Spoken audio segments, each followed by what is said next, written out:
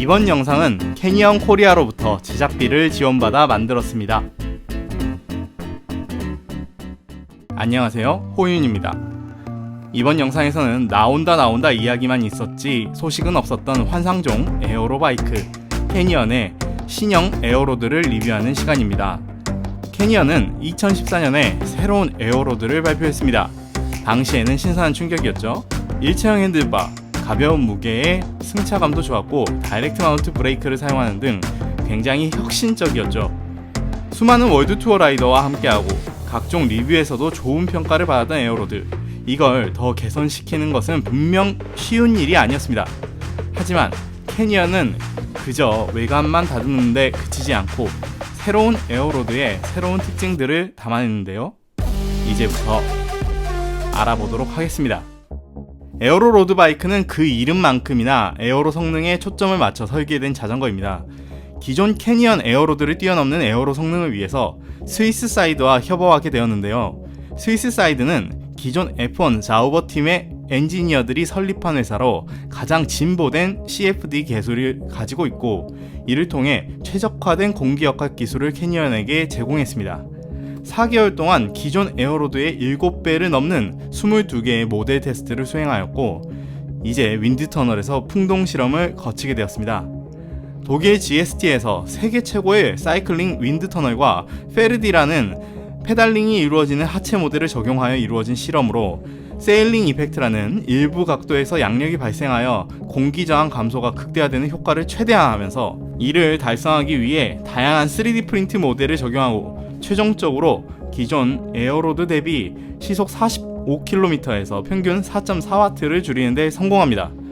물론 에어로만을 위해서 무게나 승차감을 희생한다면 완벽한 자전거를 만들 수 없겠죠.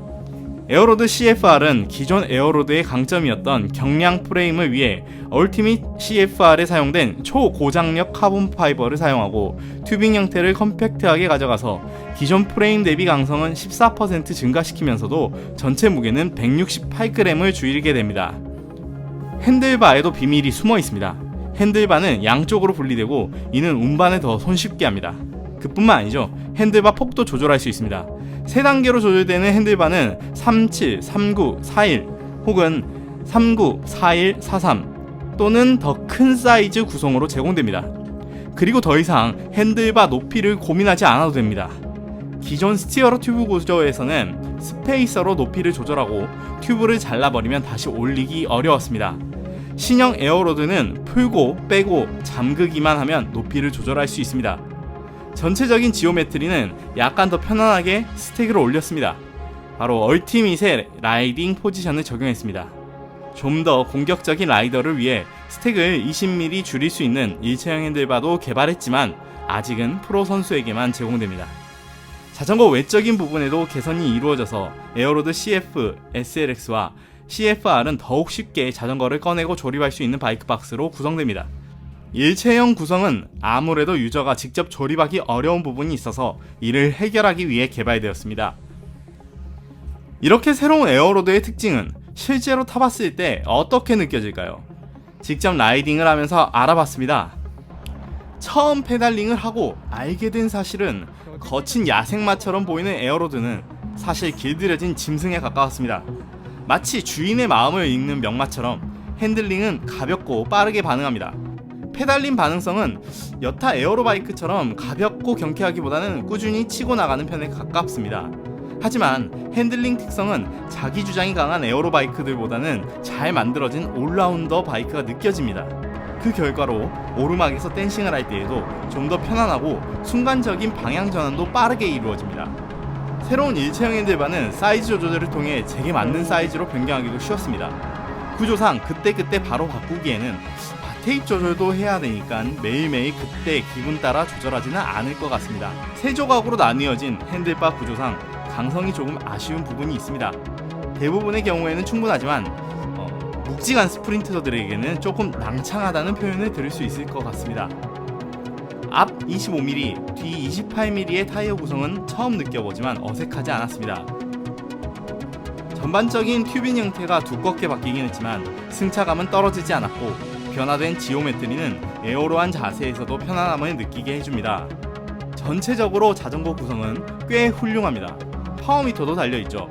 안장은 아쉽게도 카본 레일이 아니고 카본 버전으로 구성을 바꾼다면 자전거 무게를 더 덜 수 있습니다.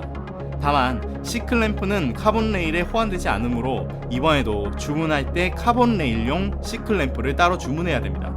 추가로 튜닝 팁을 이야기해보자면 듀라 DI2 완차를 구매하는 경우에 DI2 무선 연결을 위해 D플라이를 미리 추가로 구매하는 것을 추천드립니다. 또 무게를 조금 더 가볍게 하기 위해서는 뒷브레이크 로터를 160에서 140으로 바꾸면 추가적인 경량화를 이뤄낼 수 있죠. 타이어와 튜브를 초경량 제품으로 한다면 튜블리터라든지 그 밖에 경량 타이어를 사용한다면 초경량 올라운더 수준은 아니더라도 만족할 만한 무게를 달성할 수 있습니다. 기본으로 달려있는 ARC1100 휠셋 성능은 분명 최상급입니다. 하지만 신형 D컷 DB가 나와버려서 조금 아쉽습니다. 자꾸만 루머로 나오는 신형 시마노 구동계 소식도 시마노 구동계의 완차를 구매하기에는 고민을 하게 합니다. 하지만 만약 나중에 휠셋이 신형으로 장착돼서 나온다면 이탭 SX 구동계를 선택하는 것도 옵션일 수 있습니다. 컴퓨터 마운트는 싱글 마운트뿐만 아니라 콤보 마운트도 현재 준비 중이라고 들었습니다. 아쉽게도 아직 신형 에어로드용의 클리봇 에어로바 소식은 듣지 못했습니다. 하지만 자전거 자체의 완성도, 패키징을 보면 모두가 구매욕이 샘솟는 자전거임은 분명합니다. 매끈하고 날렵한 외관만으로도 단숨에 시선을 사로잡고 타고 있을 때 날카롭고 가벼운 핸들링은 재미와 민첩함을 느끼게 합니다. 캐니언이 수년간의 고심 끝에 나온 신형 에어로드, 선수들과 동호인 모두에게 어떤 반응을 이끌어낼지 직접 타보고 나니까 더욱 기대하게 됩니다. 빨리 코로나가 극복되고 더 많은 대회나 활동에서 그 모습들을 볼 수 있으면 좋겠습니다. 긴 리뷰 영상 시청해주셔서 감사합니다.